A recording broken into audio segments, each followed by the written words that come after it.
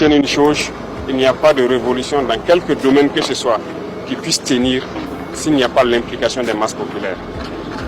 Il n'y a pas d'infrastructure aussi bien pensée ou exécutée qui va tenir dans le temps si ces infrastructures ne sont pas entretenues par les masses populaires. Et pour qu'elles soient entretenues par les masses populaires, il faut qu'elles soient elles-mêmes impliquées dans la conception, dans la fabrication des infrastructures. Et comment mobiliser ces masses populaires, c'est à vous que je reviens. C'est par votre leadership, votre manière d'expliquer la révolution pour amener a priori les populations à s'impliquer elles-mêmes de façon volontaire pour pouvoir fabriquer nos infrastructures. Et ça, je compte sur vous pour pouvoir les expliquer qu'est-ce que c'est que cette révolution d'infrastructures que nous sommes en train de mener. Pourquoi elles doivent s'impliquer elles-mêmes pour fabriquer des infrastructures et les entretenir, changer de mentalité dans ce domaine-là. Parce que d'habitude, l'État construit, les gens brûlent des pneus, ils détruisent. Aujourd'hui, nous voulons que vous puissiez faire impliquer les populations elles-mêmes pour construire les infrastructures et les entretenir.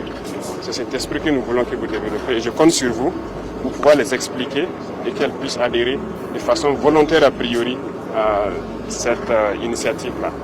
Donc vous ferez très bon usage et je compte sur vous pour que le message puisse passer. L'autre chose, c'est qu'a priori, vous allez mettre l'accent sur les routes logistiques militaires, c'est-à-dire le soutien de nos forces combattantes, parce qu'elles ont plus besoin de routes que quiconque.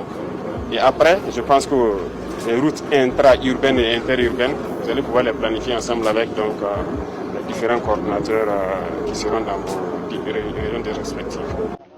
Lors du don du premier lot, son Excellence le camarade Ibrahim Traoré avait déjà dit que c'était 1/5 du matériel qui était arrivé.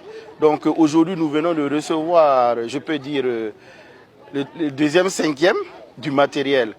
Voilà, donc tout ça encore confirme que notre camarade est un homme de parole. Donc l'arrivée de ce matériel va permettre d'armer rapidement 4 brigades en fait, qui seront logées dans le Quilcé, et dans le Gouloumou, le Yadga et au niveau de la région du Bankui. Donc ce matériel viendra armer ces brigades afin qu'elles puissent participer à la révolution de construction d'infrastructures au niveau de ces régions. C'est conformément à la vision du camarade, son Excellence le capitaine Ibrahim Traoré. Il avait dit que chacune des régions aura une brigade de construction routière. Donc nous avons déjà actuellement le Guirico qui a 2 brigades, nous avons la région du centre aussi qui a 2 brigades, donc nous avons déjà 4 brigades. Actuellement nous avons lancé le recrutement, nous avons recruté actuellement le personnel au niveau de Banongo pour une formation. Donc l'arrivée de ce matériel permettra d'armer ces 4 brigades qui vont sortir d'ici la fin de ce mois. Dans l'implémentation du second volet de Faso Maïbo, en fait qui est en réalité même notre volet principal, et booster le désenclavement des villes et campagnes. Ce matériel de terrassement, vous voyez, c'est essentiellement du matériel de terrassement, va nous permettre d'améliorer efficacement le réseau routier au niveau des régions où ces brigades seront implantées.